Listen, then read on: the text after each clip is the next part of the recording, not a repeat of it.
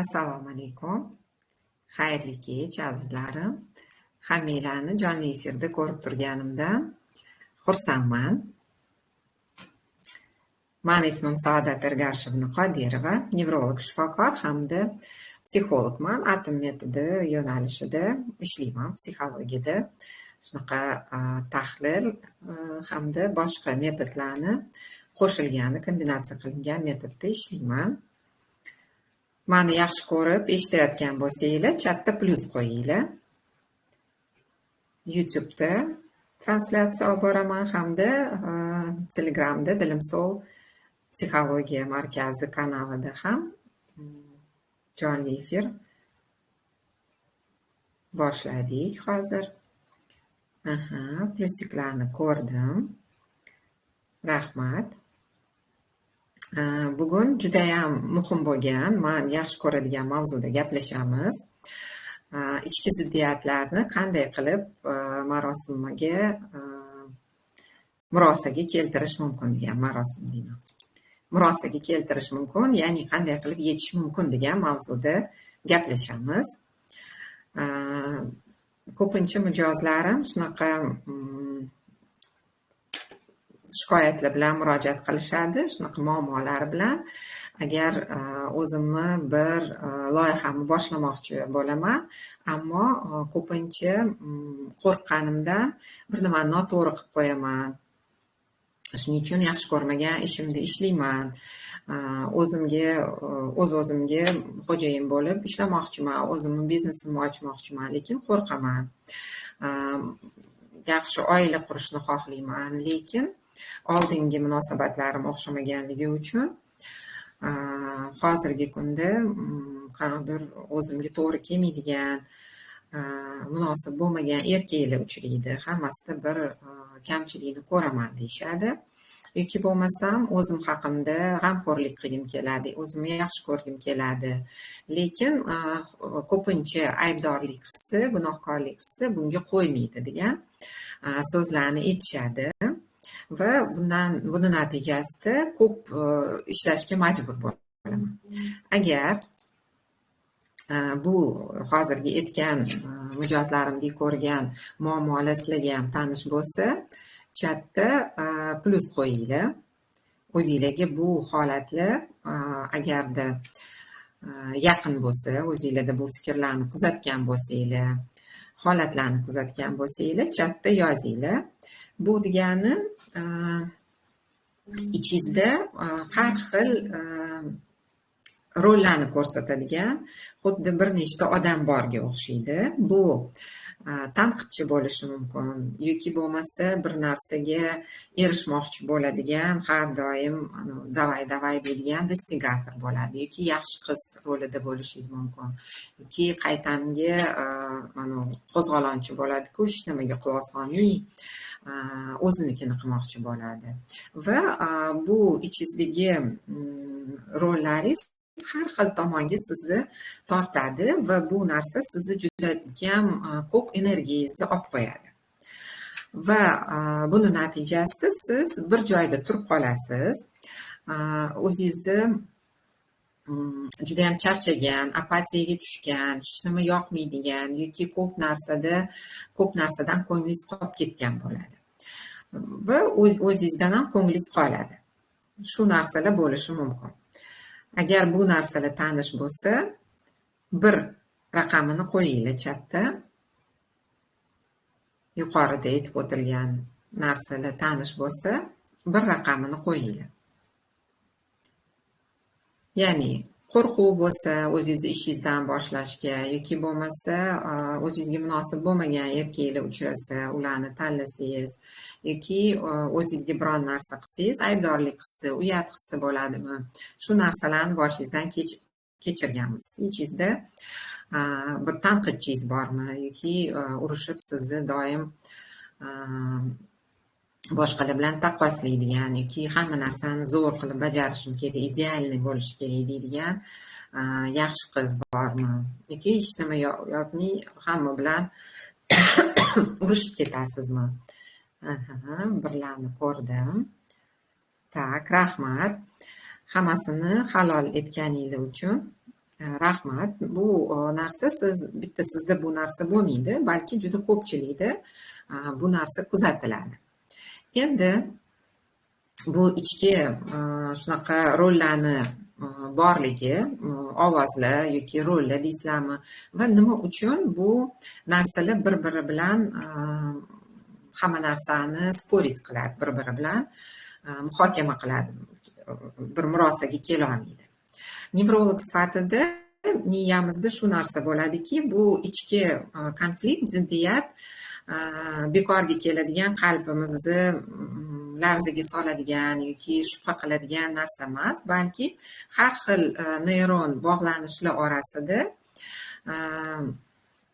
kelishmovchiliklar bo'ladi. Masalan, limbik sistemasi bu bizani xohlayman emotsiyalarimiz va qo'rquvlarimiz bo'lsa, miyani peshona qismidagi zona bo'ladi. Po'stloq qismida bu qilish kerak, bu majbursan, bu planlashtirish, rejalashtirish hamda o'zini o'zi nazorat qilish qismlari bo'ladi miyani. Shu narsalar bizada mutanosib ishlamaydi. Ya'ni miyamiz juda katta shu ichimizda bo'layotgan ziddiyatga, shovqinga juda ko'p o'zini energiyasini yo'qotadi, sarflaydi. Va bundan prokrastinatsiya kelib chiqishi mumkin, bundan anaqa xavotir kelib chiqishi mumkin, tashvishlarga tushishingiz, keyin psixosomatik simptomlarni keltirib chiqaradi. Bosh og'rig'i, bo'yindagi taranglik yoki yelkalardagi taranglik, ko'pincha oshqozon ichik traktida kasalliklar kelib chiqadi. Ya'ni organizmingiz sizga belgi beradi. Bu narsani hal qilgin, buni bir aniqlagin sabablarini degan belgi beradi. Endi shunaqa tasavvur qiling, masalan, mashina haydaydigan bo'lsangiz, gaz bilan to'g'rimizni baravariga bossangiz nima bo'ladi? Shunaqa haydab ko'rganmisizlar? Ayniqsa o'rganayotgan paytda gaz bilan tormozni mashinada baravar bossangiz pedallarni. Bunda anaqa mashinani dvigatelidan juda qattiq ovoz chiqadi. Benzin albatta ketadi tez va mashina unaqa dёргаться qiladi, qimirlab turadi va yurmaydi. Unda qo'zg'alish bo'lgandek bo'ladi, o'chadi, yana shunaqa bo'lib turaveradi. Xuddi shunaqa ichingizda ziddiyatlar yechilmagan holatda organizmingiz shu holatda turadi. Ya'ni harakat qilmoqchi bo'ladi, bundoq qalqiydi, to'xtaydi. Mashina shunaqa qalqib o'chadi-ku, xuddi shunaqa sizni organizmingizdagi holati, miyangizni holati shunaqa bo'ladi. Endi psixolog, shu atom metodida ishlaydigan psixolog bo'lib, shuni aytishim mumkinki, bunda bu ichki rollaringiz u sizni qismlaringiz hisoblanadi, ular sizga dushman emas.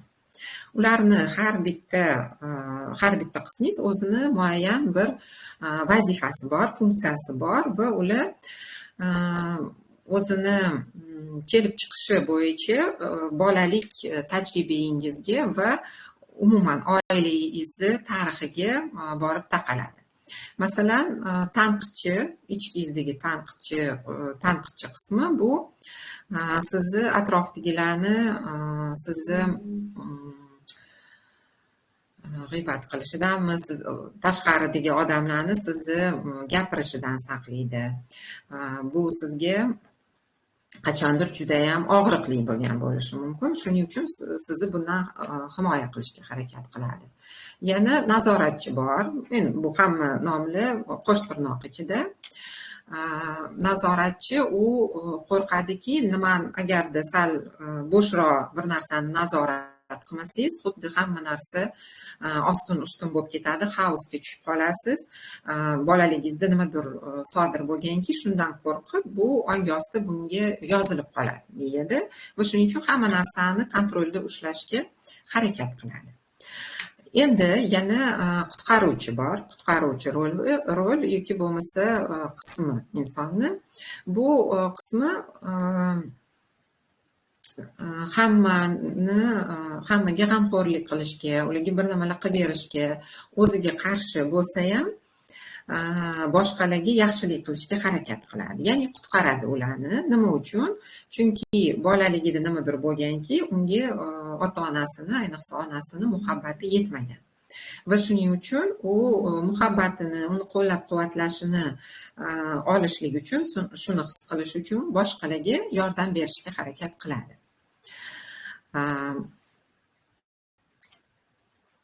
Shu joygacha savollaringlar bormi? Nima demoqchi bo'lganimni yetkazib bera oldimmi?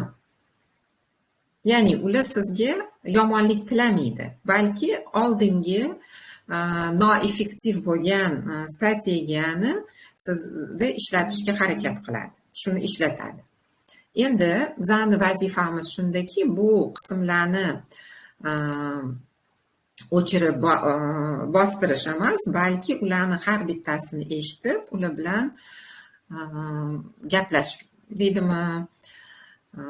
gaplashib kelishuvga kelishimiz kerak bo'ladi. Tak. Savollaringiz bo'lsa, yozinglar chatda. Endi hozir sizda qaysi bir ziddiyat eng kuchli bo'lganligini tushunishlik uchun, eng aktualligini, dolzarbligini tushunishlik uchun sizlar bilan bitta diagnostika o'tkazamiz. Tayyor bo'lsanglar, tayyorman deb yozinglar yoki okey deb yozinglar chatda, kommentariyda. Hozirgi kunda nima muammo, eng ziddiyat, ichki ziddiyat sizda qaysi biri eng dolzarbligini ko'rsatadigan diagnostika o'tamiz. Unaqa katta emas, ko'p vaqt ketmaydi, 1 minut ketadi deyman, deb o'ylayman. Qog'oz ruchka olgan bo'lsanglar, undan ham yaxshi bo'ladi. Yozib borsanglar, o'zingizga belgi qilib. Tak, hozir shundan chatni ko'rib oling.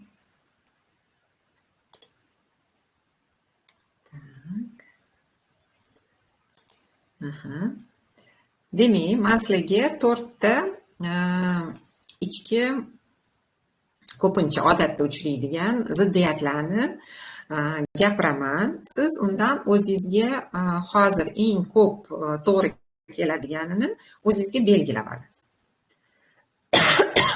Demak, boshladik. Tayyormisizlar?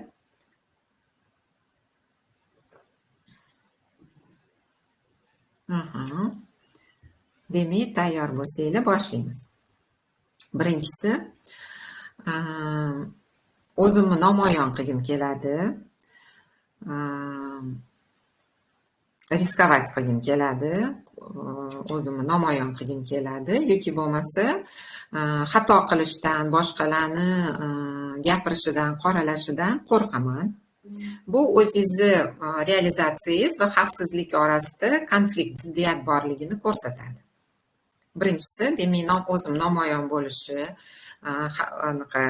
riskovanniy bo'lsa ham, xavfli bo'lsa ham o'zim namoyon qilishni xohlayman yoki bo'lmasa boshqacha so'z bilan aytganda, xato qilishdan, boshqalarni qoralashdan, gapirishdan qo'rqaman. Bu o'zingizni realizatsiyangiz hamda xavfsizlik orasida ziddiyat borligini ko'rsatadi. Endi ikkinchisi, katta muvaffaqiyatni xohlayman va katta pullarni xohlayman. Yoki bo'lmasa, pulli bu kir, xavfli, men uchun emas degan fikrlar o'tadi. Ichki ziddiyat bu cheklovchi ustanovkalar, o'rnashmalar borligi va boylikda yashash orasida ziddiyat borligini ko'rsatadi.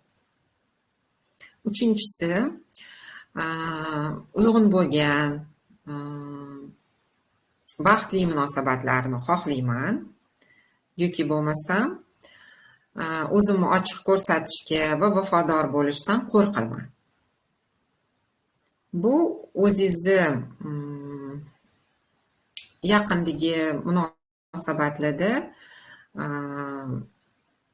yaqin munosabatlar, oila qurishda ehtiyojingiz bor, lekin yana xato qilib qo'ysamchi, shu ajralish xavfi, qo'rquvi borligini orasidagi ziddiyat. Uchinchisi, bu uyg'un, baxtli munosabatlarni xohlayman yoki bo'lmasa vafodor bo'lib, meni kimdir yana xafa qilishini, qalbim og'rishidan qo'rqaman.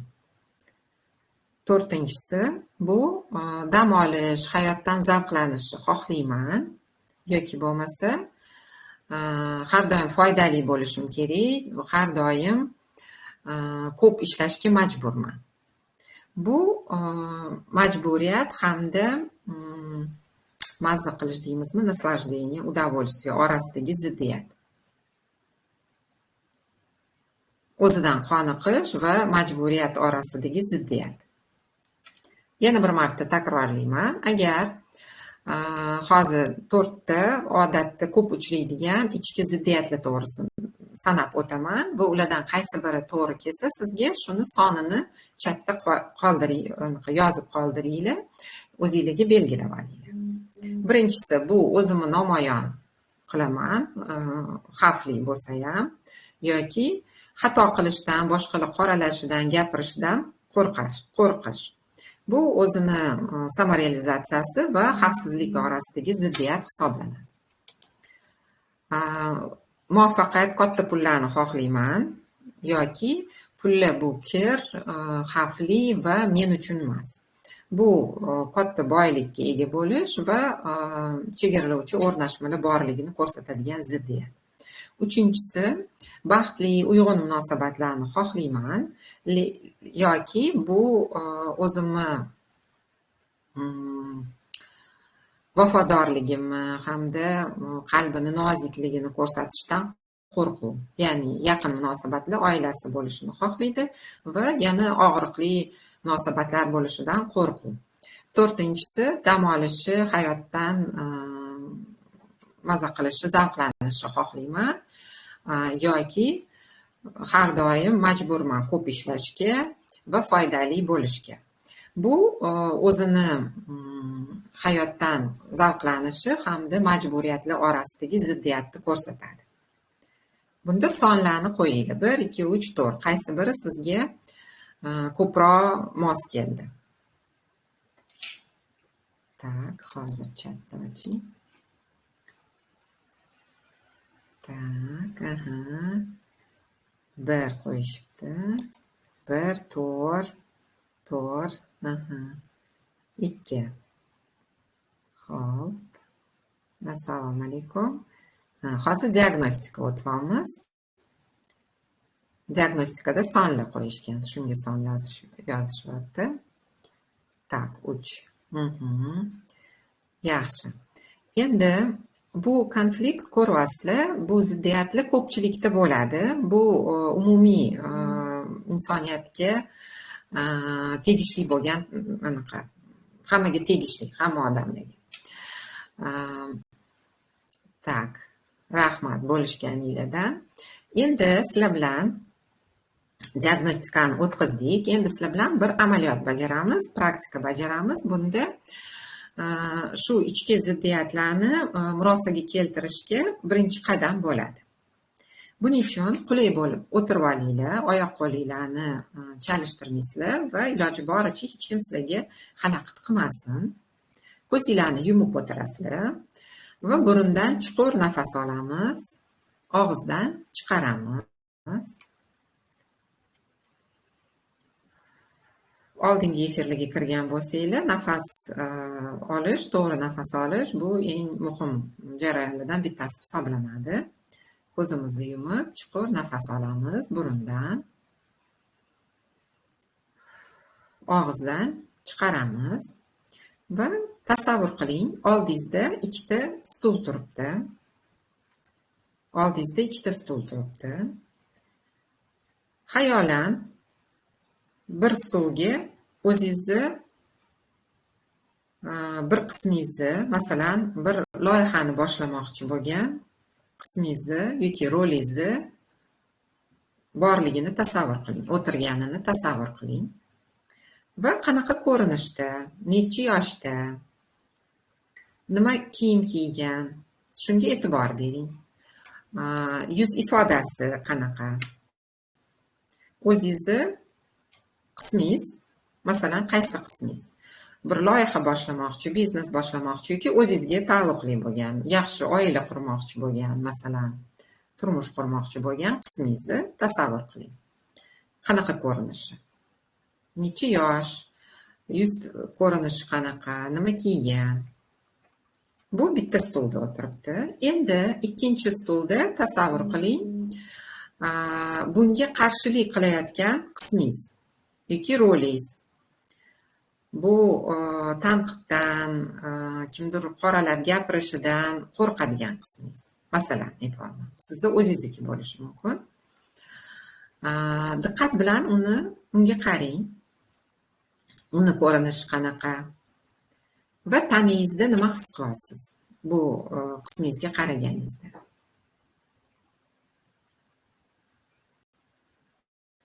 Endi bu ikkala stulda o'tirgan qismlaringizdan tashqaridan xuddi kuzatuvchi bo'lib tepadan qarab turing ularga. Tashqaridan qarayapsiz. Tashqaridan qarab turibsiz va ularga savol berasiz.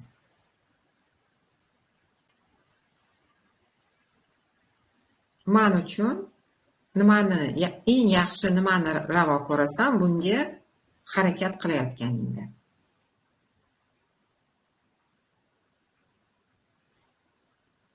Nima javob keladi? Bunga e'tibor bering. Bu narsaga harakat qilganingda menga eng yaxshi narsani nimani ravo ko'rasan?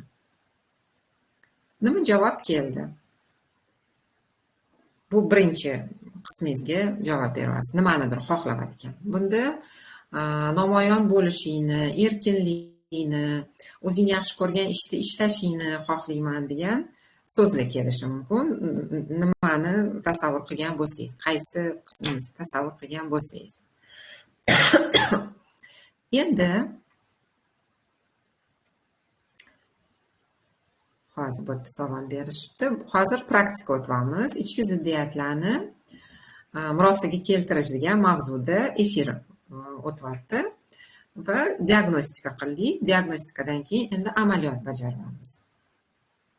Oldingizda ikkita stulni tasavvur qilasiz. Birinchi stulda shu juda ham nimanidir xohlagan qismingiz o'zingizni. Bu xoh yangi ish ochmoqchimisiz yoki turmushga chiqmoqchimisiz? Shunga o'xshagan qismingizni tasavvur qilasiz. Ikkinchi tomonda bunga qarshilik qilayotgan qismingizni yoki rolingizni va savol berasiz. Shu narsaga harakat qilayotganingda men uchun eng yaxshi nimani ravo ko'rasan? Unda javob keladi. O'zingizga yozib olsangiz bo'ladi yoki eslab qoling.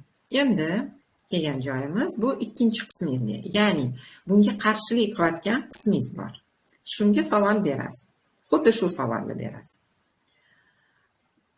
Bu narsaga meni to'xtatayotganingda, menga qarshilik qilayotganingda, men uchun nimani eng yaxshi, nimani ravo ko'rasan? Va yana sizga javob keladi. Bu narsa xavfsiz bo'lishingni, tinch bo'lishingni yoki og'riqdan himoya qilmoqchi bo'laman degan so'zlar kelishi mumkin. Balki sizda boshqa narsa bo'ladi. Balki kimnidir tasavvur qilarsiz qaysidir odamni. Bu so'zlarni eslab qoling yoki yozib oling. Tak, endi qaytadan bu ikkala qismlaringizga qarang. Tashqaridan qarab turibsiz ularga va shunda sizda anglashlik kelishi mumkin. Bu ikkala qismingiz sizga faqat yaxshilik tilayapti. Ya'ni bittasi sizni namoyon bo'lishingizni, baxtli bo'lishingizni, erkin bo'lishingizni, o'zingiz yaxshi ko'rgan ishda ishlashingizni xohlayapti. Ikkinchi qismi bo'lsa sizni og'riqdan saqlashga, himoya qilishga, xavfsiz bo'lishingizni, tinch bo'lishingizni, xotirjam bo'lishingizni xohlayapti. Ya'ni hammasi sizga yaxshilik nuqtai nazaridan harakat qiladi. Bittasi xohishingiz, bittasi qarshilik. Ya'ni ularni ikkalasini umumiy maqsadi bor. Bu sizni farovonligingiz va yaxshi hayotda yashashingiz. Lekin ular ikkalasi har xil yo'l bilan harakat qiladi. Bu ikkala qismingizga minnatdorchilik bildiring. Ikkala qismingizga sizga qayg'urayotganidan, sizga g'amxo'rlik qilayotganidan ularga ikkala qismingizga minnatdorchilik bildiring. Ularga sizlarni ko'rdim, sizlarni eshitdim. Ikkala qismi men uchun juda ham muhim ekan, buni tushundim. deb aytasizlar. Bundan minnatdorman. Chuqur nafas olib chiqaringlar. Chuqur nafas olib chiqaringlar. Va ko'zinglarni ochib, yana efirga qaytsanglar bo'ladi. Chatda yozinglar, nimani his qildinglar? Yengillikmi, anglashlik keldimi yoki issiqlik sezdinglarmi? Chatda bitta so'z bilan yozsanglar bo'ladi. Nima his qildinglar? Taninglar bilan. Hech nima sezmadim. Kechroq kirdim. Zapiska qo'yganman. YouTube'da ham, Telegram kanalda ham bo'ladi. Unda zapisni ko'rib ko'rsangiz bo'ladi. Shunda tanangizni nima sezganingizni bilasiz. Tak, iliqlik, yengil bo'ldi. Yaxshi. Menga foydaliligini angladim. Yorishib ketdi. Yaxshi. Yaxshi. Tak, hay debdilar. Tak, bu ko'rgan amaliyotimiz bu birinchi qadam hisoblanadi. Ya'ni siz bu ikkala qismi sizga taalluqli va muhimligini ko'rdingiz va birgalikda harakat qilganda, xuddi bir jamoa bo'lib harakat qilganda va buni har doim regular ravishda amaliyotda bajarsangiz, bu chuqur bir ishga va o'zingizda yaxshi transformatsiyaga olib keladi. Va shunaqa transformatsiyalar chuqur hamda tizimli ravishda bo'lishligi uchun Latofatli ayollar klubini tashkil qilganman va bunda hozirgi qilgan ishimiz bu xuddi aysbergga eng yuqori qismini ko'rgandek bo'ldik. Lekin buni ziddiyati eng asl ildizi chuqurda yotadi. Bu bolalikdagi travmalar bo'lishi mumkin yoki qaysi bir kechinmalaringiz ongi ostiga yozilib qolgan bo'lishi mumkin. Bu oilaviy ssenariylar bo'lishi mumkin, programmalar bo'lishi mumkin. O'zingizni o'tgan ajdodlaringizga bo'lgan sadoqatingiz, moyilligingiz bo'lishi mumkin, chunki ular boshqacha yashagan. Buni bizga nima bog'liqligi bor deb yozibdilar. Buni bog'liqligi juda ham aniq. Chunki masalan siz tug'ilguningizcha sizdan oldin 5000 taga yaqin inson qarindoshlaringiz yashab o'tgan va ularning hammasini DNKsi, hujayradagi informatsiya DNK hammasi shu ajdodlardan o'tib keladi va ota-onangizdan to'g'ridan to'g'ri sizga keladi. Shuning uchun ulardagi qaysidir bir ona avlodingizdagi xolalaringiz, ota avlodidagi ammalaringiz yoki buvalaringiz bo'lishi mumkin yoki to'g'ridan to'g'ri onangiz, otangizdan bu informatsiya o'tadi. Masalan, nima uchun buvisiga o'xshabdi, katta buvisiga deb aytishadi. Bu bekorga emas. Bu informatsiya nafaqat ma'lumot, nafaqat tashqi ko'rinishimizni belgilaydi, balki ichki shu programmalarni ham, ssenariylarni ham belgilaydi va shunaqa ham bo'ladiki, avlodlarda ajdodingizda kimnidir qaysidir ishi uchun qarindoshlar bordi keldi qilmay qo'ygan bo'ladi yoki vohli o'lgan bo'ladi, kasallangan bo'ladi, hammani rahmi keladi. Shunda uni oila tizimida o'rni yo'qotilgan bo'lsa, masalan, eslashmaydi hech qachon.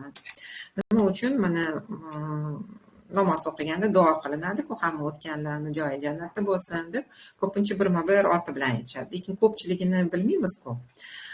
Umumiy aytiladi. Lekin shunaqa va ko'pincha buvisi, tog'alari, xolalari, ammalari to'g'risida gapirib berishadi, ularni bir obrazini tasavvur qilamiz.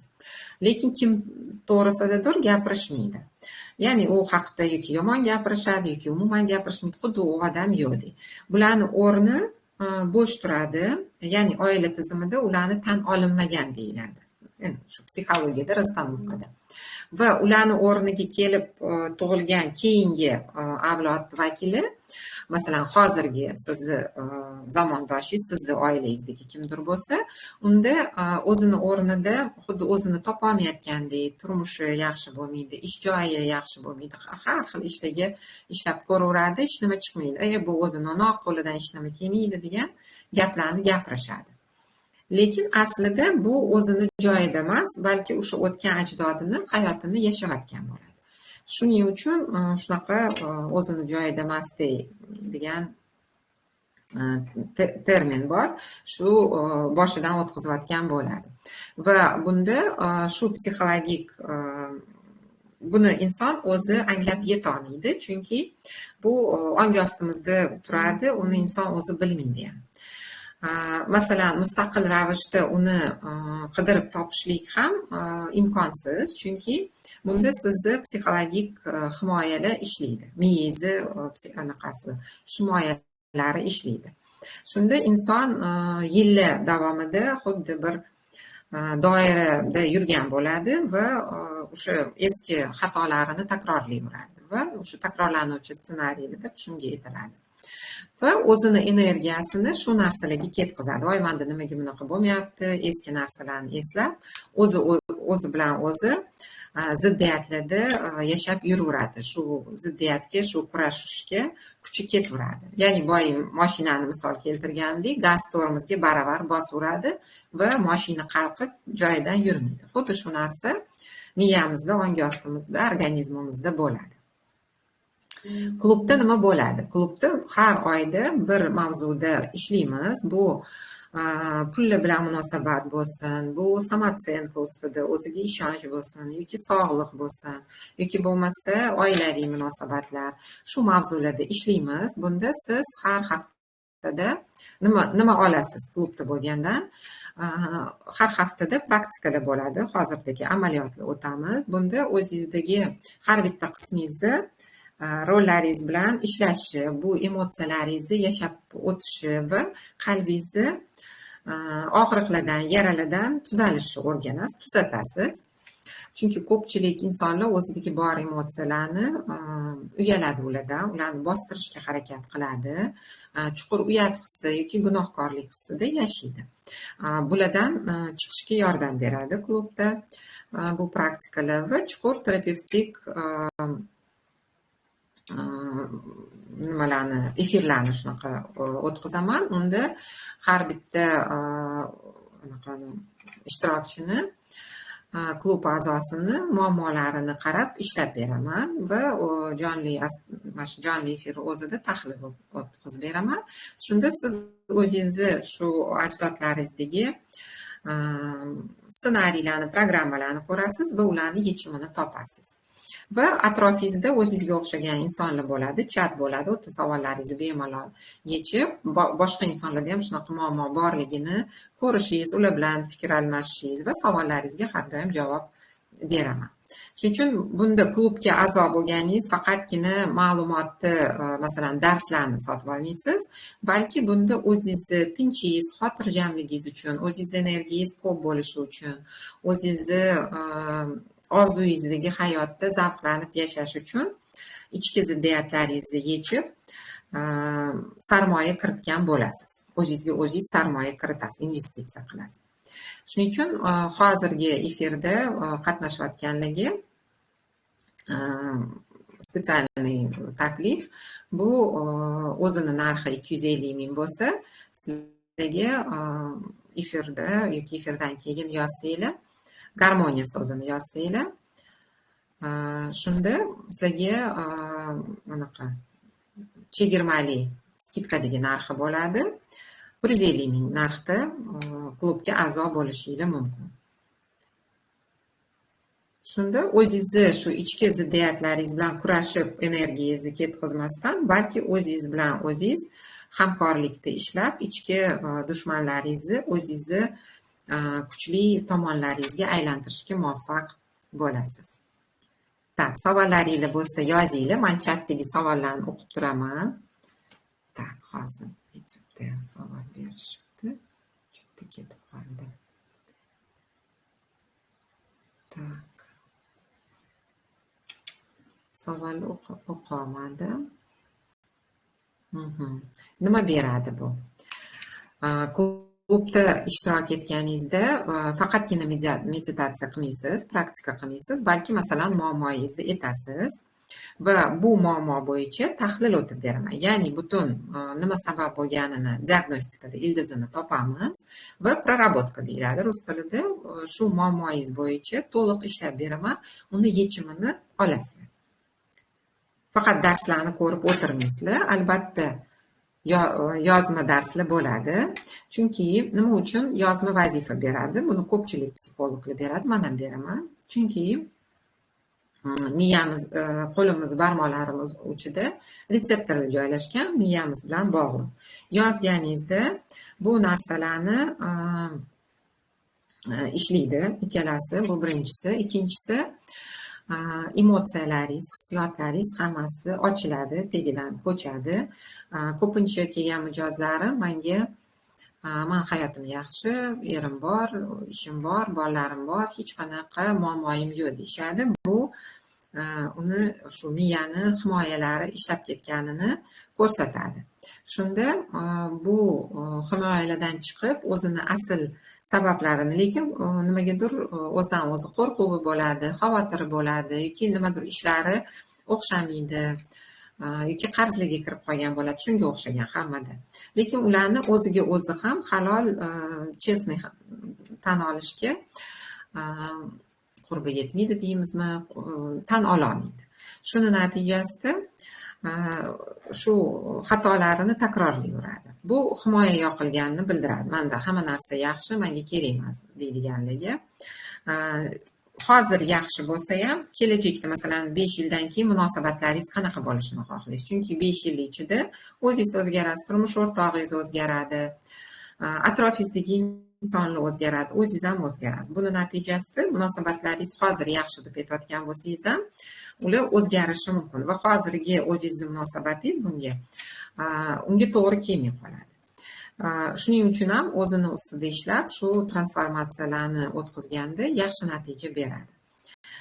Qo'rquvlaringiz ketadi, qo'rquvlaringiz ketadi. Va to'liq shu muammolar ustida ishlaysizlar. Xavotir bo'yicha ham ishlaymiz. Hozir aytganimdek, munosabatlar pul bilan munosabat bo'ladi, turmush o'rtog'i bilan munosabat, farzandlari bilan munosabat yoki ishxonada boshlig'i bilan ziddiyatlar bo'ladi bir xillarda. Shu hamma mavzularda muammolarni har bitta klub a'zosi bilan yechib ishlab beraman. Shuning uchun chegirmada klubga a'zo bo'lmoqchi bo'lsanglar, garmoniya so'zini chatda yozinglar.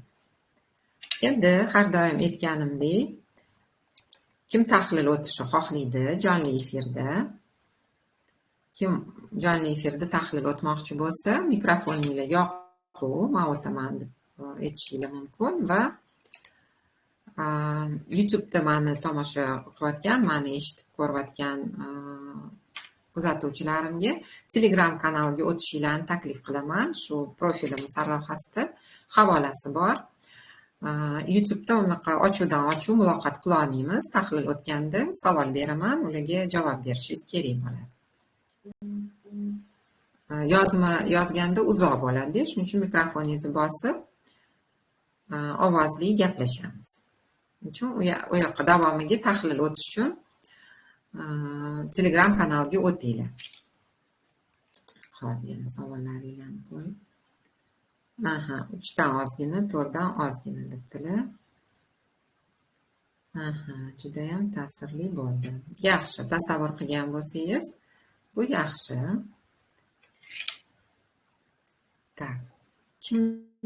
Kim tahlil o'tmoqchi? Tahlil bu xuddi konsultatsiyada diagnostika hamda muammolarni yechib beraman, ishlab beraman. Shu efirni, jonli efirni o'zida.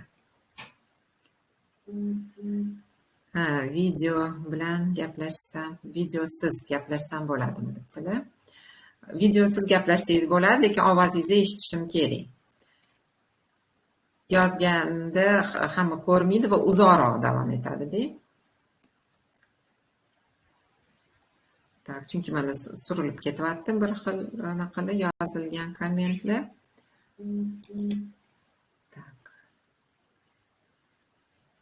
Bo'ladi, videosiz gapirsangiz bo'ladi. Mikrofoningizni yoqib, ustiga bossangiz yoqiladi. Mikrofoningizni ochuv, ustiga bossanglar yoqiladi. gapirsanglar bo'ladi. Kim xohlaydi? Hozir kechirasizlar. Naushnikimni taqmayman-ku. Hozir. Chigal bo'lib qolibdi. Hozir shunday taqib oling.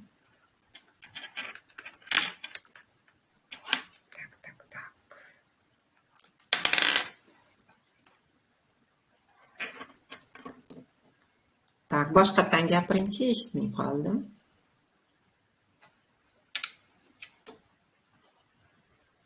Mani ovozimni eshityapsizmi hozir?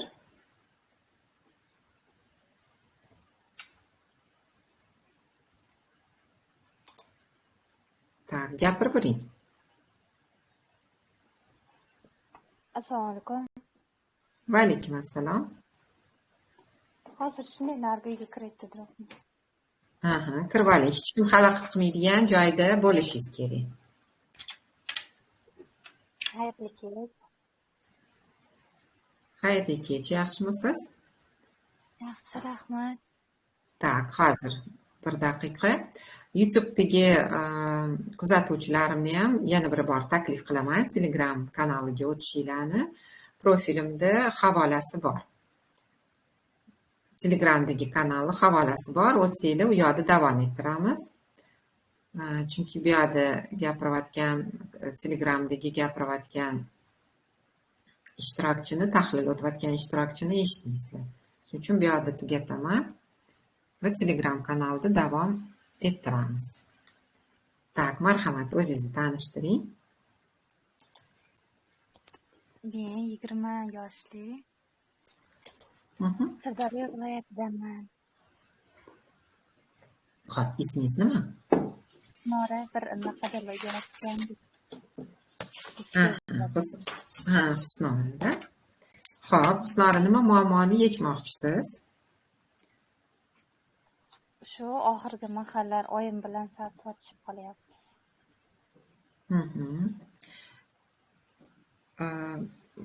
Tahlilga ham niyat qo'yiladi, niyat qilinadi. Nima xohlaysiz? Natijada nima bo'lishi kerak tahlil o'tganingizdan keyin? Shu ayam bilan yaxshi munosabat. Yaxshi munosabatga nima kiradi? Urushgan Nima bo'ladi? Tushunish bir-birini. Bir-birini tushunib, mehribon-da? Mehribon munosabatlarda bo'lish. Shunaqa. Chuqur nafas olib chiqaring, hozir ko'zingizni yuming deb his qiling, taningizni qaysi joyida shu etgan niyatingizni his qilyapsiz. Taningizni qaysi joyida?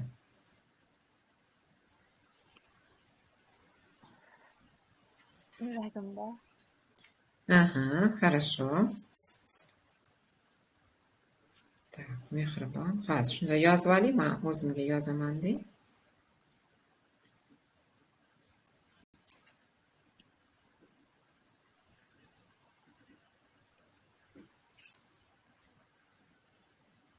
Endi Husnora, ayting, shu niyatingizga yetganingizda o'zingiz qanaqa o'zgarasiz? Husnora qanday bo'ladi degan savolga javob bering. 5 ta sifat ayting. O'zimni-ya? O'zingizni. Husnora qanday bo'ladi? Yaxshi qiz, onasiga nisbatan. Xo'p, yaxshi qiz, qanday yaxshi, xo'p. Yana Aytganini qiladigan. Endi ko'nglidagidek. Aytganini qiladigan, ko'nglidagidek qiz. Yo, onangizni ko'nglaridek. Onamni ko'nglaridek qiz.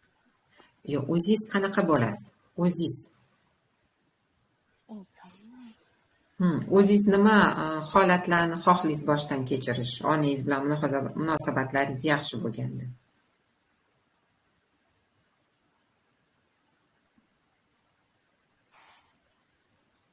Shu oyim bilan sayohatlarga borish. Bu fe'l bo'lyapti. Qanaqa holat deydi-ku, состояние. Qanaqa emotsiya, his-tuyg'ularni kechirgingiz keladi onangiz bilan shu yaxshi munosabatlar bo'lganda? Ha, oyim bilan kulishib o'tirgim, gaplashib o'tirgim keladi. Gaplashib o'tirgim fe'l bu. O'zingiz qanaqa hissiyot kechirasiz? Hissiyot bu xursandchilik, baxtli bo'lish, mana shu-da.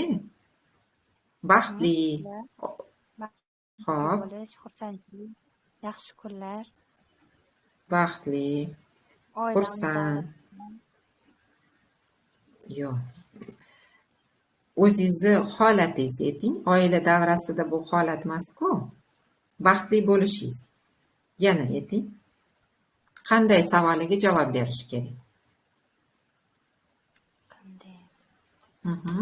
Xursand bo'lishim, sevinch ko'z yoshlari.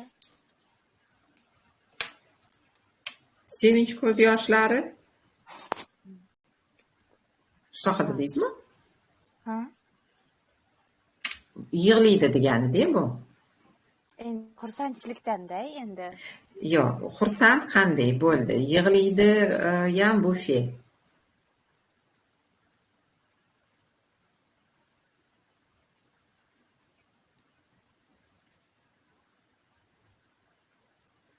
Uchta aytdingiz. Yana ikkita aytishingiz kerak.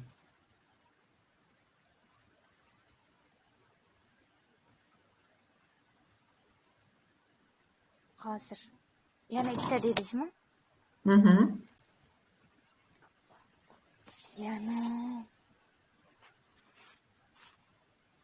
Nimani his qilasiz qalbingiz bilan? shu tinchlik, xotirjamlik. Mhm.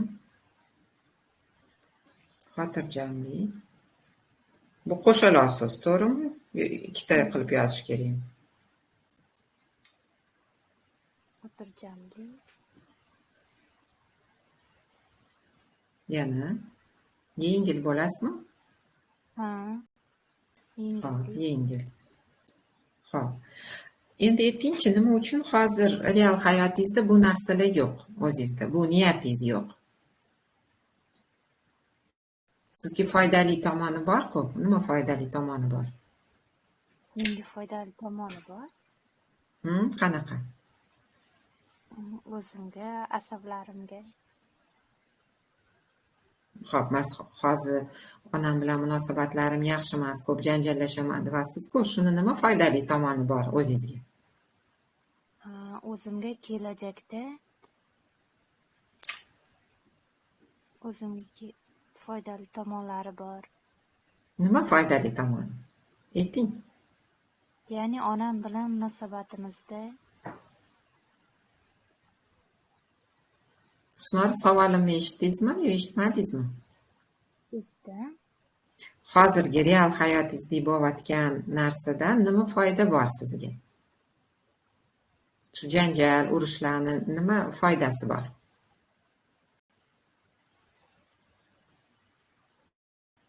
Janjal, urushlarni Nima uchun hayotingizda yo'q hozir onangiz bilan yaxshi munosabatlar?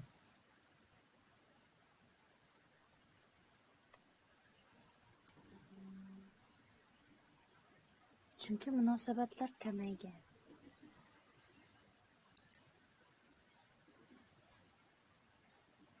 Xo'p, bu niyatingiz amalga oshsa, nima eng yomon, qo'rqinchli narsa sodir bo'ladi? Shu yaxshi niyatlarim amalga oshsami? Yo'q, qo'rqinchli narsa sodir bo'lmaydi. Nima bo'ladi? Qanaqa? Hammasi yaxshi bo'ladi, bir-birimizni tushunib, ahil-inoq bo'lib. Yaxshi. Husnora, hozir zapiska qo'yilganda efir yozilyapti. Shunga rozisiz-a? Ha, roziman. Xo'p. Endi qarang, Husnora, qulay o'tirib oling, suyanib, oyoq qo'lingizni chalishtirmang, ko'zingiz yumilgan. Chuqur nafas olib chiqaring. Umurtqa pog'onangizni eng pastida sharik borligini, o'tirganingizda ko'pchik deyiladi-ku, anaqa dumg'aza. Shu joyda shar borligini tasavvur qiling. Chuqur nafas olib chiqaring. Shar qanaqa? Yengilmi, og'irmi, tarangli sezasizmi, nima rangda? Kichkina yumaloq, ichida suv bor. To'la. To'la suv. Siyoh. Taringmi? Tarang. Taring sezasiz. Oyoqlaringizni sezasizmi? Ha, sezyapman. Og'irmi? Og'ir.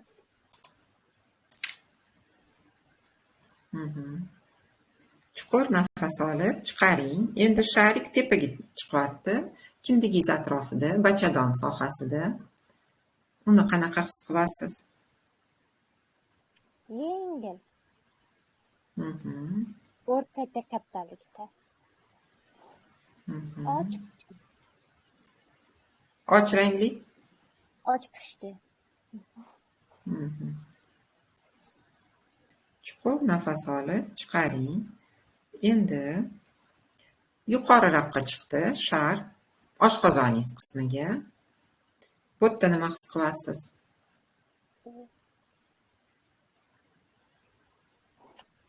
Bu yoqda kichkina.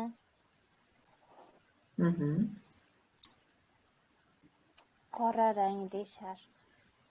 Og'irmi? Og'ir.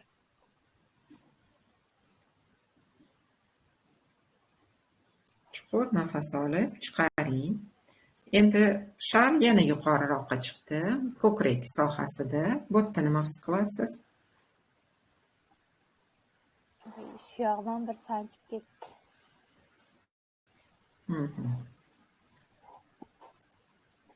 Chuqur nafas olib. Ha? Gapiravering. Qanaqa sharligini aytaymi? Ayting.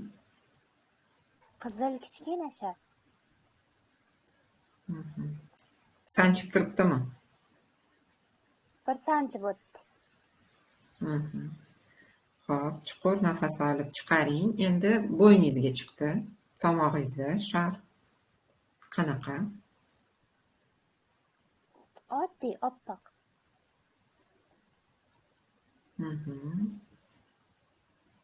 Chuqur nafas olib chiqaring. Og'irligi bormi? Bo'ynimdaginimi bor?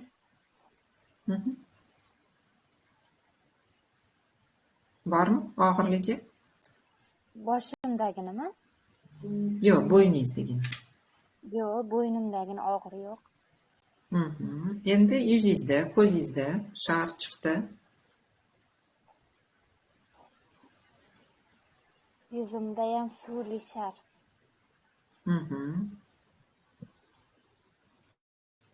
Xo'p. Qanaqa sezyapsiz? Og'irlikmi, xalaqit qilyaptimi? Yo'q, yoqimli, sal og'ir. Yashil rangda. Xo'p, endi boshingizdan tepada manaqa. Eng tepa qismi boshingizda, shunga tegmasdan sal teparoqda shar bor. Qanaqa his qilasiz uni? Bu yoqda o'rtacha kattalikda. Ichida ozgina suv bor. Og'irlik sezyapsizmi? Ozgina. Och rangda u ham. Chuqur nafas olib chiqaring. Endi oyoq qo'llaringizni bo'shashganini his qiling. Chuqur nafas olib chiqaring. Oyoq qo'llaringiz bo'shashgan. Iliqlik sezyapsiz. Oyoqlaringizdan ko'tarilib tepaga chiqib kelyapti butun tanangizga. Qo'llaringiz bo'shashgan. Iliqlik sezyapsiz. Butun tanangiz bo'ylab tarqalayotganini his qiling. Yengil butun tanangiz, oyoq qo'llaringiz. Iliqlik sezyapsiz. Boshingiz ham yengil, hech qanaqa xayollaringiz yo'q. Chuqur nafas olib chiqaring. Bo'shashdingiz. Nima his qilyapsiz tanangizda? Ko'zimni ochiraymi? Yo'q, ko'zingizni yumib. Ha, yengillik bor. Mhm. Oyoqlarim, Endi, aha, gapiravering. oyoqlarimda yengillik bor. Oyoqlaringizda nima bo'lyapti? Yengillik. Mhm. Butun tanangizda yengillik sezdingizmi? Ha, Mhm. Chuqur nafas olib, chiqaring. Endi o'zingizni yaxshi ko'rgan, yoqtirgan joyingizda tasavvur qiling. Bir joydasiz. Sizga yoqadigan. Shuni tasvirlab bering.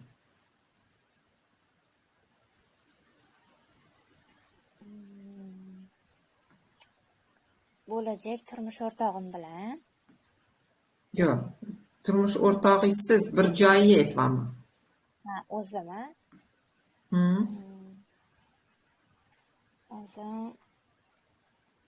tabiat qo'ynida Xo'p.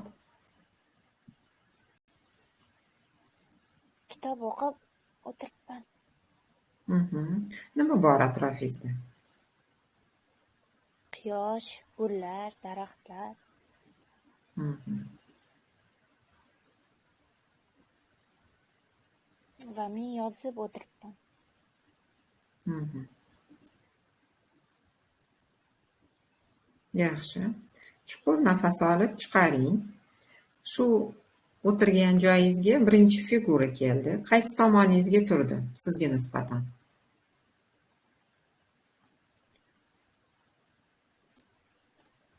Figura, siluet, soya.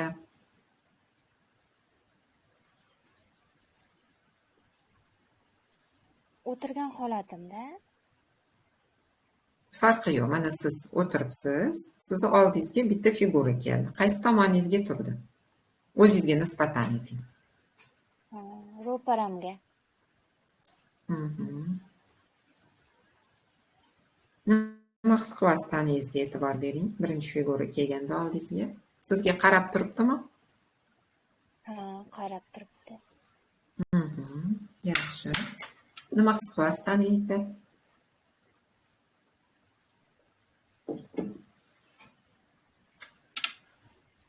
Nima? Chuqur nafas olib chiqaring va tanangizga e'tibor bering. Nima his qilyapsiz?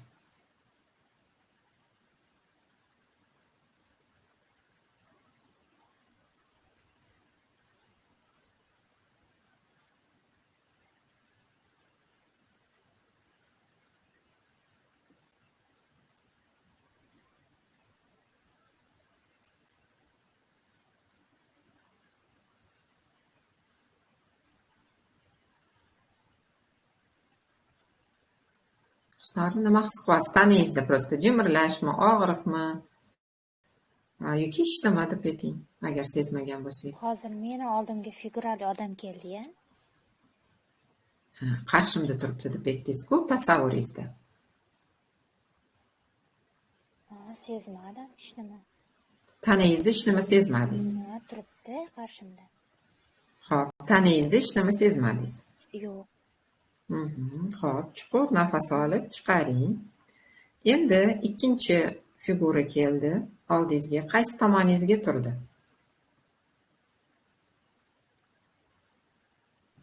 O'ng tarafimga.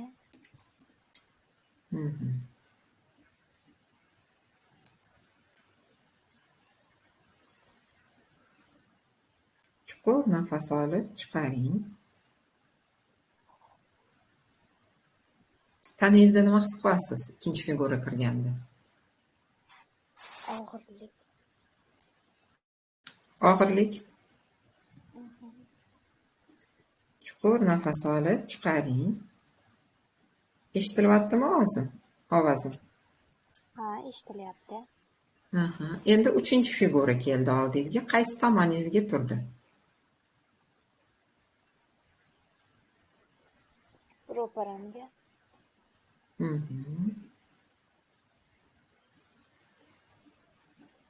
Chuqur nafas olib chiqaring. Endi qarang. Diagnostikada ongi ostingizda Hmm, ota-onangizdan, ajdodlaringizdan kelayotgan programmalaringiz bor. Shuning uchun oyog'ingizda og'irlik sezyapsiz. Va ota-onangizni orasida kichkinaligingizda ko'rgansizda buni. Hozir 21 yoshman dedingizmi? 20 yosh. 20 yoshsiz. Shu bolaligingizda ota-onangiz orasida bir ziddiyatlarni ko'rgansiz, urushishgan. Yo adingiz urushganlar oyingizlarni ko'proq ajrashib ketishmagan, a? Yo'q. Ko'p urushishadimi? Oxirgi mahallarda ham. Bolaligingizda ham urushgandek, shuni eslab qolgansiz va ko'proq otangizga nisbatan ham o'zingizni qanaqa tushuntirsam ekan buni? Otangizni qizi bo'lishdan uyalasiz. Otangiz sizni kelajagingizdan himoya qiladi va onangizga o'zingizni ulardan yaxshiroq ekanligingizni isbotlamoqchi bo'lasiz. Hozir shu turishingizda. Shuning uchun ko'p urush, janjal bo'ladi. Oyingiz bilan spokойно o'tirib gaplashamiz. Shu diagnostikada shu chiqdi. Endi chuqur nafas olib chiqaring. Buni ishlab, hozir to'g'rilab beraman. Iyerarxiya buzilishi bor sizda. Psixologiya tilida, anaqada, tahlilda shunaqa deyiladi, iyerarxiya buzilishi. O'zingizni kichkina bo'lgan paytingizga tushing. 3 yoshsiz yoki 6 yoshsiz. 3 yoshingizni eslolmasangiz kerak. Nima uchun onangizga o'zingizni yaxshiroq ekanligingizni isbotlamoqchisiz? Nima uchun hisoblaysiz ulardan yaxshiroqman deb? 6 yoshimdami? Bolaligingizda. Eslab ko'ring, shu bolaligingizga tushing. 5-6 yoshmisiz?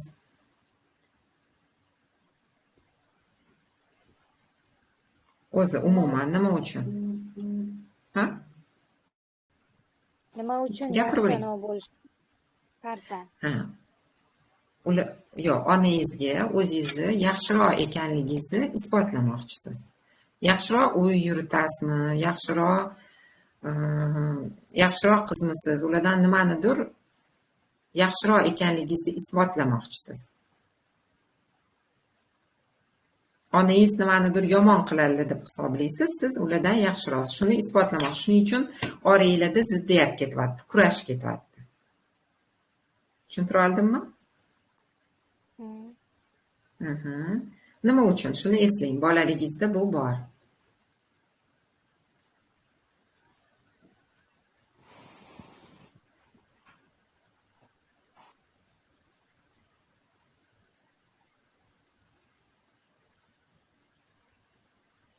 Nimagadir onangizdan jahlingiz chiqadi. Nimadan?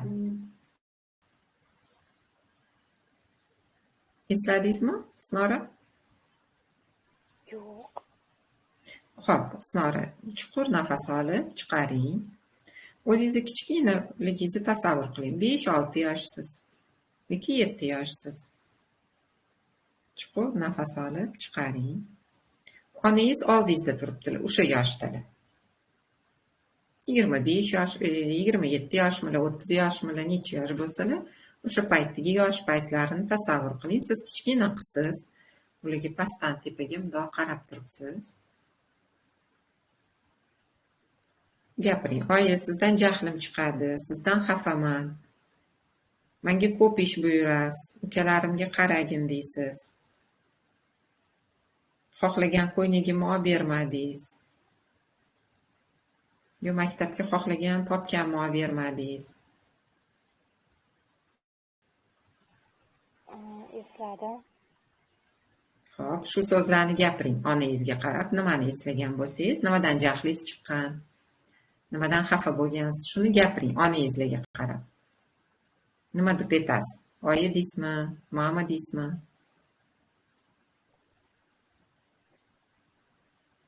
Aya, nima uchun? Yo, nima uchun demaysiz? Oyi, sizdan xafaman, bu qildingiz. Oyi sizdan jahlim chiqyapti. Singlimga buni olib berdingiz, menga olib bermadingiz. Yo opamga olib berdingiz, menga olib bermadingiz. Sizdan jahlim chiqadi, xafaman. Shunaqa deb gapiring. Norozisiz-da hozir oyingizlardan. Shuni ayting. Oyi, sizdan xafaman. Meni dugonalarim bilan o'ynashga qo'ymagansiz.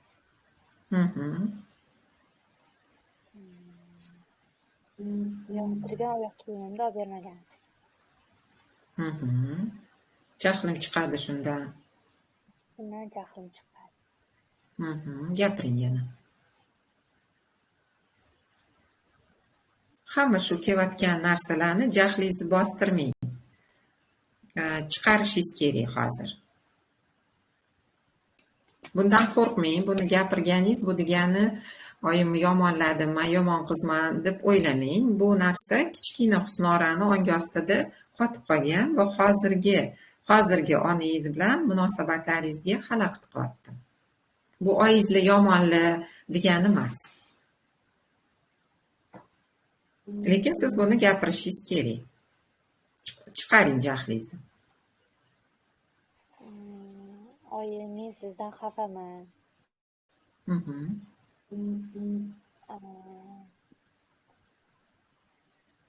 Menga uni olib beraman, buni olib beraman deb aldagansiz.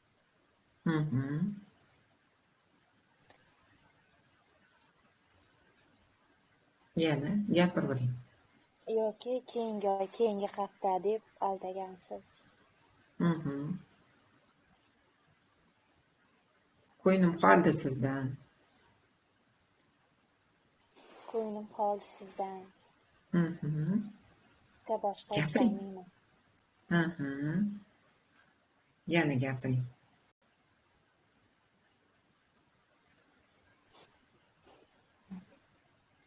O'rtoqlarim bilan meni solishtirasiz. Ular yaxshiroq qiladi, ovqat qilishni biladi. Uyi evlab o'tiribdi. Sen faqat ko'chada o'ynaysan. Xafa bo'laman shundan. Ayting, jahlim chiqadi. Sizdan jahlim chiqadi. Birovlar bilan solishtirasiz. Har doim noliysiz mendan. Mendan ideallik xohlaysiz.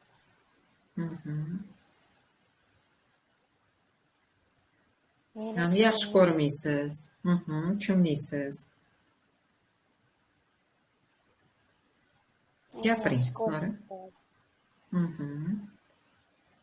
Meni boshqa farzandlaringizdan ajratasiz. Shunga jahlim chiqadi. Birovlarga meni yomon deysiz. Shundan jahlim chiqadi. Xafaman sizdan. Xafaman sizdan. Adangga o'xshaysan deb aytadimi oyingiz? Ha, aytadi. Adamni ham yomonlaysiz, meni adamga o'xshatasiz. Gapiring, jahlim chiqadi, xafaman sizdan. Xafaman sizdan. Dadangni urug'iga o'xshaysan deb urishasiz. Nima kelyapti, nima his qilyapsiz tanangizda?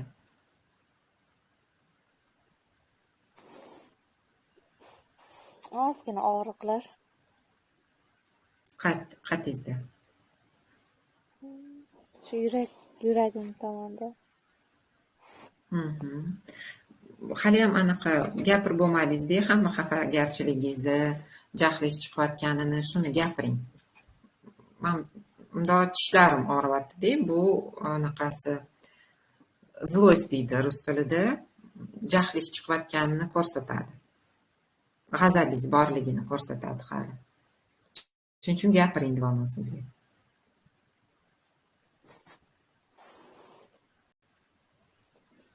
Qolib ketmasin. Hali bu tahlil o'tib bo'lgandan keyin siz qiynalasiz. Shuning uchun hozir gapirib yuborishingiz kerak. Meni jahlim chiqadi sizdan. Meni baxtli bo'lishimni xohlaysiz. Kelajagimni o'ylaysiz. Mhm. Faqat o'g'illaringizga qilasiz. Yo'q, o'g'limiz yo'q. O'g'il farzand yo'q. Ha, Mhm. deb Opalaringizga qilasizmi? Mhm. deb opalarimga qilasiz. Kelajagimda o'ylamaysiz. Mhm. Xafaman sizdan. Xafaman sizdan. Mhm. Sizga Pullarimni olib o'xshashni xohlamayman. Nima deysiz? Pullarimni olib qo'yaverasiz. Mhm. Sizga o'xshashni umuman xohlamayman. Mhm. Nima his qilyapsiz tanangizda? Sal og'riq chiqaryapti. Tarqaldimi? Bo'lmasa gapiring, yana qolgan. Yo'q, tarqaldi. Tarqaldimi?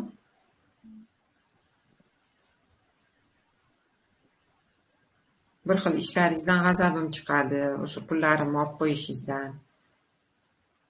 Gapiring.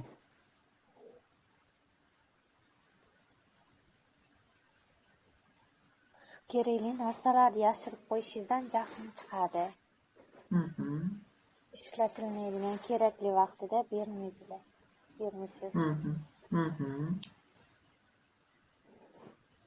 Chuqur nafas olib chiqaring. Endi bu hamma narsadan nima dars olganingizni gapiring. Bu hamma bo'lib o'tgan narsalardan shuni o'rgandimki,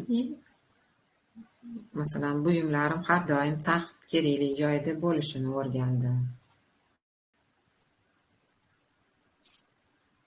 Asboblarni yaxshi tutishni o'rgandim. O'zimga g'amxo'rlik qilishni o'rgandim. Shunga o'xshatib gapirasiz. Nima dars bo'ldi bular sizga? Bular menga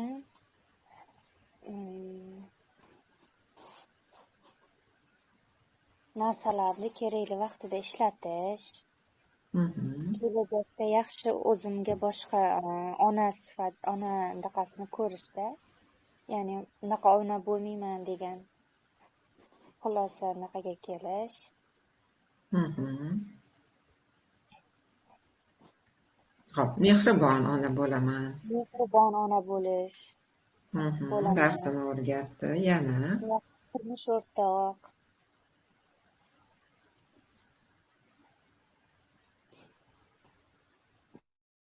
turmush o'rtog'imga mehribon munosabatda bo'lishni o'rgatdi. O'rgatdi. Yana Pulni kerakli vaqtida sarflash. ekonomiya qilmasdan deyapsiz-ya. Ekonomiya qilmasdan. Xo'p. O'zimni o'ylashni O'rgandim. o'rgandim. Yana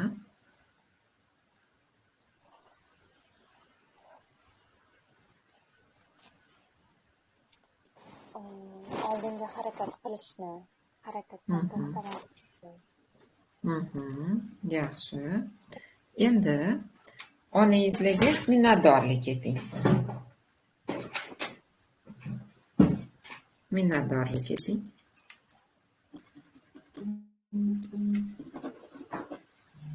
Oyi, men sizdan minnatdorman.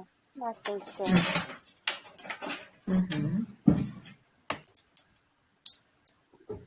Hammasi uchun deb bittada aytmaysiz. Ona, sizni yaxshi ko'raman. Mani dunyoga keltirganingiz uchun minnatdorman. Oq yuvib, oq tarab o'stirganingiz uchun minnatdorman. Yaxshi parvarishlab, katta qilganingiz uchun kasal qilmasdan minnatdorman. Shunaqa deb aytasiz. O'qitganingiz uchun minnatdorman. O'qiysiz-ku qayerdadir. Ha, o'qiyman. O'shalarni ayting hammasiga. Meni dunyoga keltirganingiz uchun minnatdorman. Oq yuvib uchun minnatdorman. Aytgan narsalarni berganingiz uchun minnatdorman. Meni o'qitayotganingizda minnatdorman.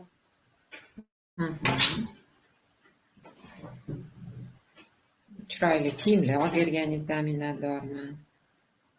Chiroyli kiyimlar olib berganingizdan minnatdorman. Aha, yaxshi. Chuqur nafas olib chiqaring.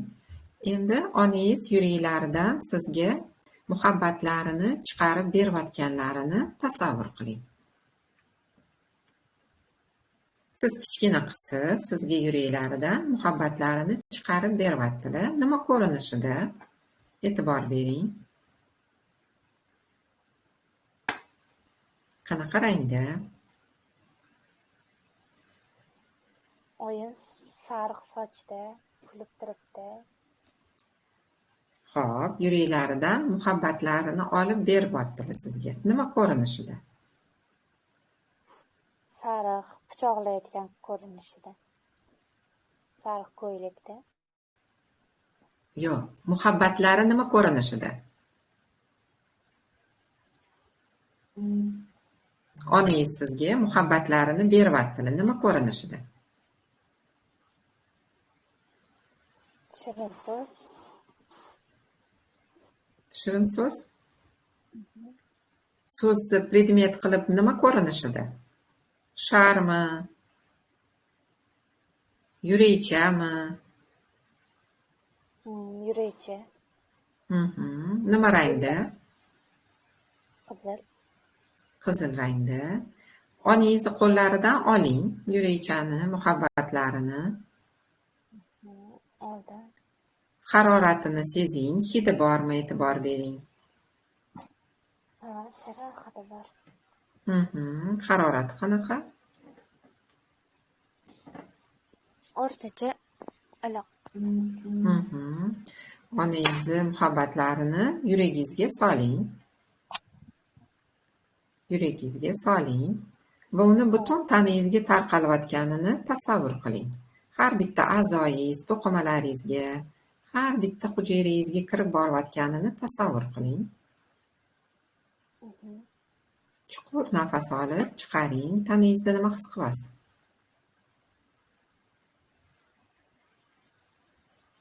Yengillik. Yaxshi. Endi tasavvur qiling, muhabbatlari onangizni ko'payib boryapti. Yuragingizdan chiqib, hamma a'zolaringizga tarqaldi, hujayralaringizga kirdi. Onangizni muhabbatlari ko'paygan sari siz o'sishni boshladingiz. 6 yosh edingiz. 8 yosh bo'ldingiz. Chuqur nafas olib chiqaring. 10 yosh bo'ldingiz. 15 yosh bo'ldingiz. Onangizni muhabbatlari siz o'sgan sari u ham o'sib, kattalashib boryapti. Butun tanangizni qoplagan. Chuqur nafas olib chiqaring va hozirgi yoshingizga kelganingizni tasavvur qiling. Tasavvur qildingizmi? Ha. Aha. Endi onangizlarni chap yelkangizni orqasida tasavvur qiling. O'sha yerga turdilar. Va onangizni yuraklaridan to'g'ri sizni yuragingizga muhabbatlari yonib turgan nur bo'lib kelayotganini tasavvur qiling. Nur bo'lib, yorug' nur bo'lib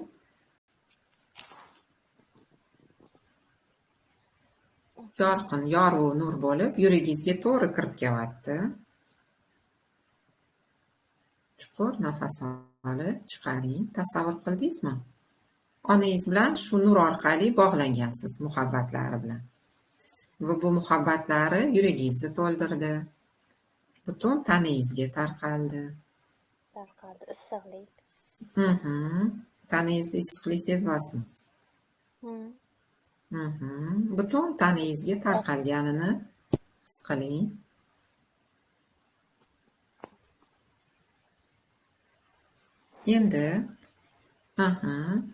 Endi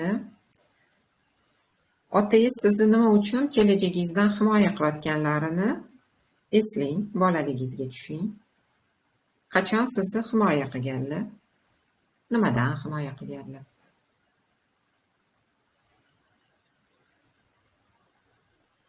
Oyim urushganda himoya qilganlar. Mhm. Ko'chadagi qizlar urushganda himoya qilgandi. Mhm.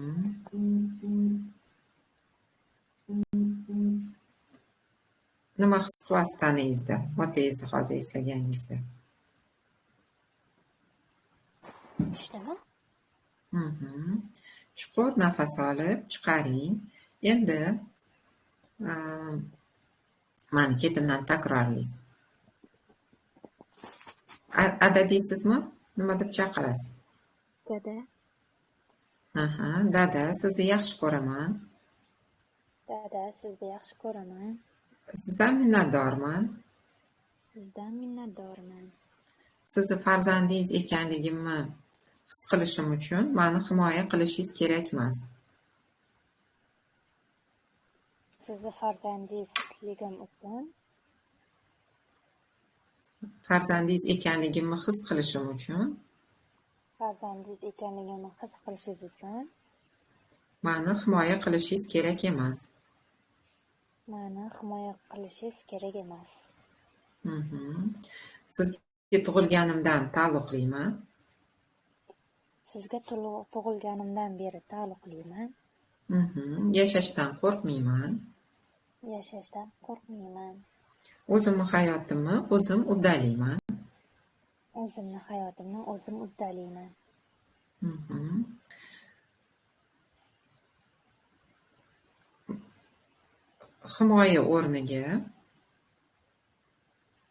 Himoya o'rniga sizdan kuch va energiyangizni olaman.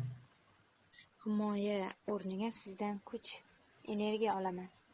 Mhm. Nima his qilyapsiz tanangizda? Yengillik, Mhm. Yaxshi. Endi otangizni o'ng yelkangizni orqasida turganlarini tasavvur qiling. Onangiz chap yelkani orqasida edi, otangiz o'ng yelkangiz orqasida turibdilar. Chuqur nafas olib chiqaring. Tasavvur qildingizmi?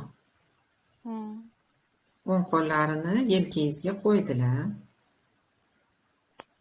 va otangizdan kuch va energiya kimligingizni pastidan sizga kelayotganini tasavvur qiling. Kiryapti sizga. Kuch va energiya otangizdan.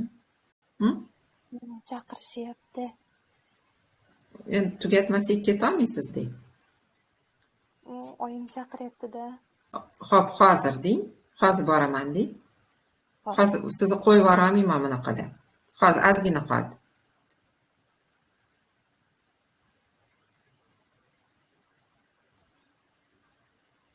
Yetdingizmi? Hozir shunday 2 minutga qarab kelay unda. Qarab keling.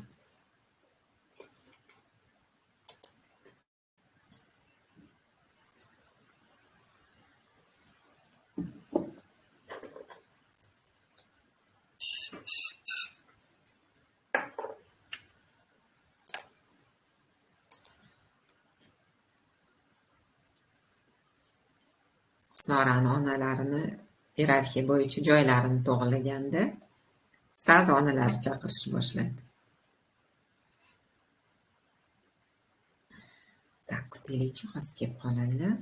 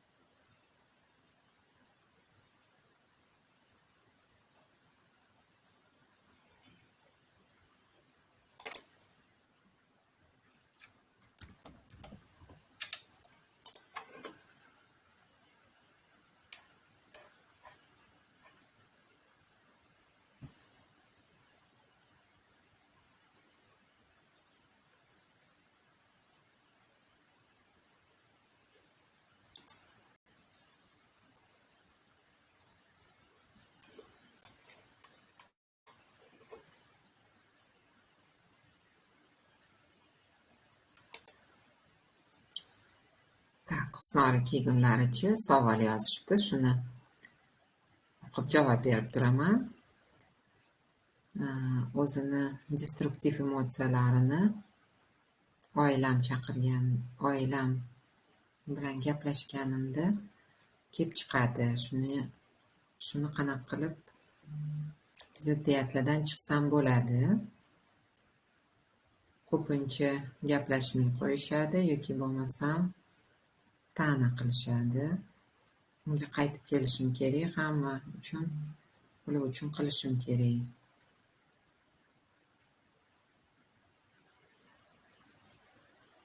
Mani yaqin odamlarim bo'lganligi uchun judayam o'zimni yolg'iz his qilaman debdilar. Bu ichki shu ziddiyatlarga kiradi. Bunda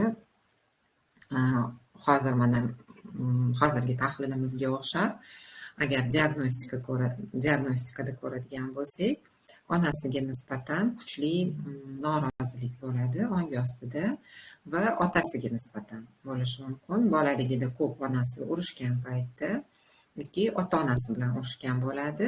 Ota-onasini kamsitgan, onasi otasini kamsitgan bo'ladi va yoki bo'lmasa onasi har doim nolib yuradigan, hamma narsada kamchilik ko'radigan holatlar bo'ladi. Ongi ostida iyerarxiya buzilishi, o'zini xavfsiz his qilishga, hozir diagnostika qilganimda bir necha tochkalarni, 7 ta tochkani ko'rdik. Shunda hissiyotlari bloklanganligini, energiyani oqimi bloklanganligi ko'rinadi tanada. Buni qanaqa qilib olish mumkin? Xuddi shunaqa hozir tahlilda ko'rgandek diagnostika qilamiz va albatta bu programmalardan chiqishingiz mumkin bo'ladi. Bu shu ona obrazini ishlab chiqqanimizda o'zingizni va ota obrazi albatta bu yerda, chunki bu shaxsiy chegaralarning yo'qligi bu otamiz obraziga bog'liq bo'ladi. Ota obrazi integratsiya bo'lmagan odamlarda shu shaxsiy chegaralariga moslab yashashi inson bilmaydi va uni hamma shunaqa gapirib, urushib, shunaqa narsalar bo'ladi. Va albatta birinchi galda ona obrazini ishlash kerak bo'ladi. Tak, Husnora, qaytdingizmi? Ha, qaytdim. Xo'p, siz bilan otangizdan energiya va kuch kirayotganini to'xtadik. Chuqur nafas olib chiqaring, ko'zingizni yumasiz, oyoq qo'llaringizni chalg'itmaysiz, chalishtirmaysiz. Chuqur nafas olib chiqaring. Va otangiz o'ng yelkangizni orqasida turibdilar. Qo'llarini yelkangizga qo'ydilar va otangizdan kuch, energiya kirayotganini, butun tanangizga tarqalayotganini tasavvur qiling.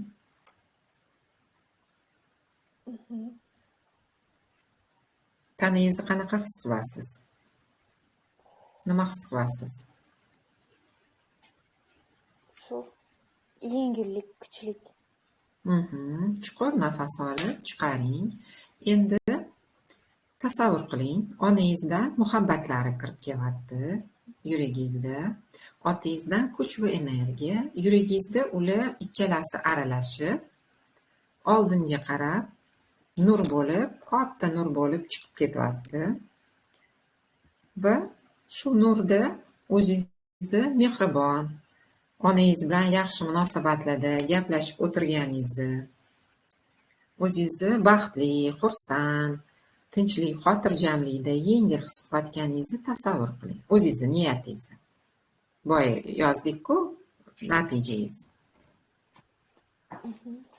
B nuqtangizni tasavvur qiling.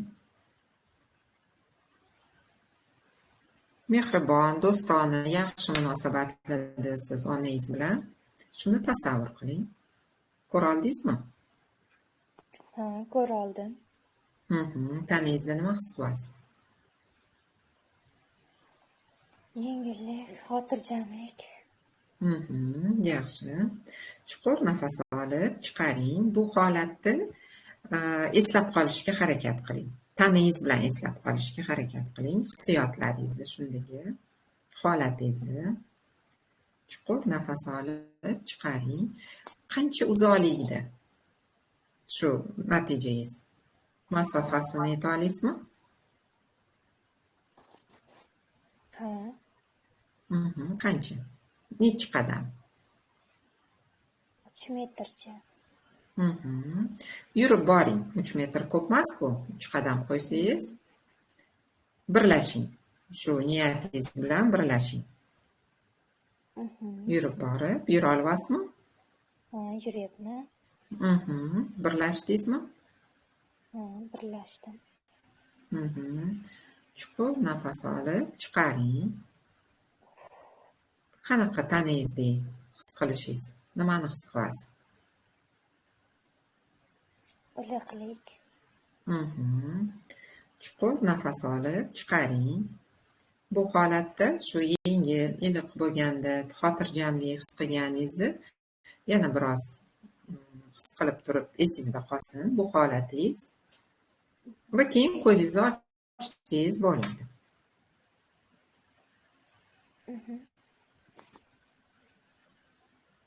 Tak, tahlilimiz tugadi. O'zingizni his qilishingiz qanaqa? Biz bilan bo'lishing.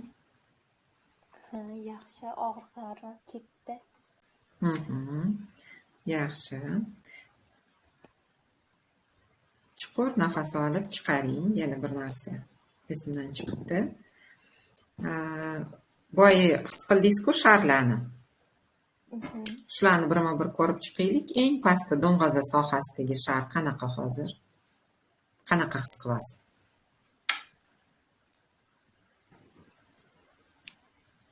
Hozir oddiy. Yengilmi? Yengil. Lekin issiq. Yaxshi. Teparoqqa chiqamiz. Kindik atrofida. Kindikki darajasida o'tda qanaqa his qilasiz? Yo'da, o'rtacha kattalikda. Taranglik bormi? Taranga. Chuqur nafas olib chiqaring. Onangizga bo'lgan noroziligingiz tugamagan hali. O'zingizga ruxsat bering. Onangizdan muhabbatlarini olishga ruxsat bering. Unga gapiring. Ona, sizni yaxshi ko'raman. Oyi deysizmi? Sizdan minnatdorman. Sizdan minnatdorman. Sizdan muhabbatingizni olaman. Siz kattasiz, men kichikman. Siz kattasiz, men kichikman. Siz har doim mendan yaxshiroq bo'lasiz. Siz har doim mendan yaxshiroq bo'lasiz. Chuqur nafas olib chiqaring. Qo'yvordimi taranglik? Ha. Yaxshi. Yengil bo'ldimi? Хорошо. Endi teparoq oshqozoningiz sohasiga chiqamiz. Qanaqa his qilasiz? Yo'da ham kichkina shar. Yengilmi? Yengil. Yaxshi. Endi ko'krak sohasiga chiqamiz. Yuragingiz O'rtacha kattalikda. Oppoq. Yengil. Yengil desa uch. Yaxshi. Endi bo'yningiz Bo'ynimda ham o'rtacha kattalikda. yengilmi? Yengil. Xo'p, yuzingiz, ko'zingiz, ko'zlaringiz. Yuzimdagi ham ozgina yengil. Qanaqa? Ozgina yengil. Suvi bor ozgina. Xo'p, chuqur nafas olib chiqaring. Bu o'zingizni nima fikrlaringiz, nima shubhalaringiz qolgan, nimadir qo'rquvingiz qolgan. Bu o'zingizniki faqat. O'zimda qo'rquv. Nimadan qo'rqyapsiz? Nimadan shubhalanyapsiz?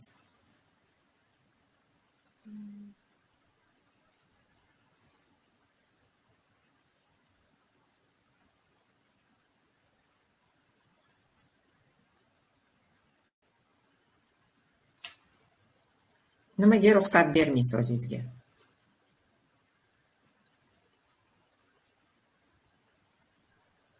Shu onam bilan munosabatlarimiz yaxshi bo'lib ketishiga sal qo'rqyapti.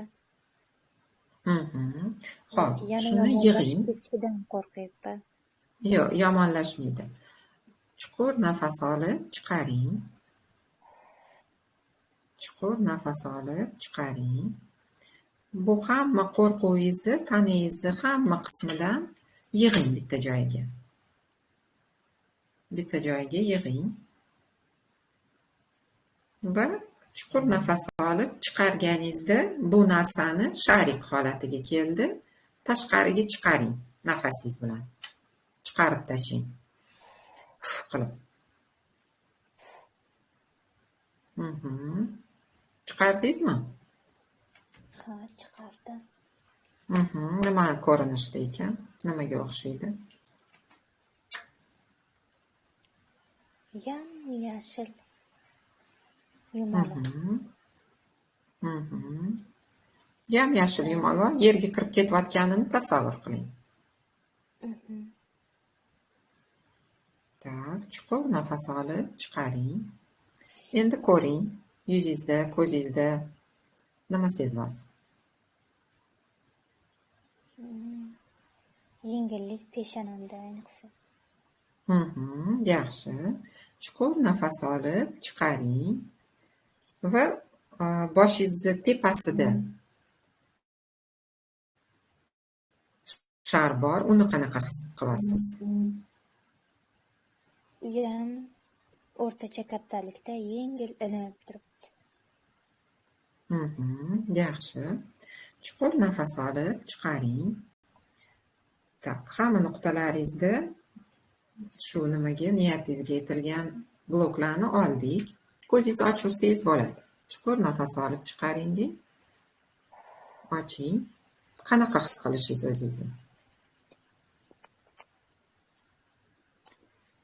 Sal bo'shashib, yengil bo'ldim. Yaxshi. Husnora, bo'lmasa shu hozirgi tahlil yoqdimi sizga? Ha, yoqdi. Ham diagnostika, ham tahlil o'tkazdim sizga. Unda o'zingizni taassurotlaringizni otziv qilib yozib bering menga. Xursand bo'laman. Endi nima qilasiz? Tuz olib, yuz qo'lingizni tuzda yuvarasiz bugun, hozir. Qilasiz, bo'ldi, bir marta qilinadi. Suv iching, ertaga ham suv iching va kuzatuvchini yoqib, xuddi o'zingiz tashqaridan kuzatayotgandek yurasiz. Kimdir urushib, jahlingizni chiqarsa, kirishib ketmaysiz urushishga, yomon gapirsa ham, nimaga yomon gapirdi deb gap qaytarib shunaqalar qilmaysiz. O'zingizda hozirgi qilgan narsamiz bu tahlil neyronlaringizda mikrooperatsiya qildik, jarrohlik. Shuning uchun juda ko'p energiya keladi sizga. Iyerarxiyangizni to'g'irladik. Iyerarxiya buzilishi bor edi sizda. Shuni to'g'irladik. Oilangizlar bilan munosabatingiz juda ham yaxshilanadi. Lekin aybdorlik hissi uyg'onishi mumkin, yig'lagingiz kelishi mumkin, qattingizda og'rib qolishi mumkin yoki kuchli uyat hissi uyg'onishi mumkin. Bundan qo'rqmang, menga yozing, aytaman nima qilishni. Boshqa xavotir, shubhalar nimadir uyg'onsa, nafas olasiz va yayov yurish kerak. Nafas olganda 4 ta qadam qo'yasiz, chuqur nafas olasiz, 4 ta qadamga pauza qilasiz. Nafas olmaysiz ham, chiqarmaysiz ham. Va 4 ta qadamga nafas chiqarasiz. Tushuntira oldimmi? Ha. Shunaqa nafas olib, yayov yurishingiz kerak bo'ladi. Agar yayov yura olmasangiz, masalan, darsda bo'lsangiz, bir nima qilayotgan bo'lsangiz, faqat nafas olasiz. Va tashqaridan menga nima bo'lyapti, stop, yomon fikrlar kelgan bo'lsa, shunaqa narsalar bo'lsa, o'zingizni to'xtatasiz. Va nima bo'lyapti, bu narsa ichingizdan chiqyaptimi, o'zingizni xayollaringiz yoki kimdir gapirdimi, shundan bo'lyaptimi, ajratib olasiz. Va nafrat xati yozasiz. Ro'yxat qilasiz, kimdan jahlingiz chiqqan, xafa bo'lgansiz, o'rtoqlaringiz maktabda, qayerda hozir o'qisangiz, ota-onangizga nafratingiz bo'lsa, opalaringizga nafratingiz bo'lsa, amma xola, hammasiga qog'oz olasiz, yozasiz, otini yozasiz. Sendan jahlim chiqadi, o'rtog'ingiz, meni chochimdan tortgansan, meni urgansan, portfelimni suvga tashlab yuborgansan, yomon ko'raman sani deb yozasiz. Oxirida Alloh uchun seni kechirdim deysiz. Yoki ota-onangiz bo'lsa, ada sizni Alloh uchun kechirdim. Yozasiz hamma narsani, yig'lagingiz keladi, boshqa bo'ladi. Hammasini yozasiz va ularni yoqib yuborasiz bu qog'ozlarni, nafrat xatini. Va ikkinchi vazifa minnatdorchilik yozasiz. O'zingizga yozasiz 108 ta, otangizga yozasiz 108 ta, onangizga. Tushuntira oldimmi? Yozib oldingizmi nima vazifa bajarishingizni? Ha, yozyapman. Nima savolingiz bor? Savolim yo'q, hammasini chiroyli tushuntirib berdingiz. Tushunarli qilib. Yaxshi. Bo'lmasam, efirimizni tugatsak bo'ladi. Hammanglar aktiv ishtirok etganingiz uchun minnatdorman. Sizga ham rahmat, Husnora. Rahmat. Jasur bo'lib tahlil o'tganingiz uchun efirda. O'zingizni taassurotlaringizni bo'lmasa yozsangiz kutib qolaman. Ovozli yuborsangiz bo'ladi, bunaqa krужочка qilib yuborsangiz ham bo'ladi yoki yozma ravishda ham yozsangiz bo'ladi. Hammanglardan minnatdorman. Savollaringiz bo'lsa yozinglar yana chatda. Keyingi efirlarni shu savollar asosida tayyorlayman. Hammanglarni o'pdim, quchoqladim. Keyingi efirda ko'rishguncha xayr.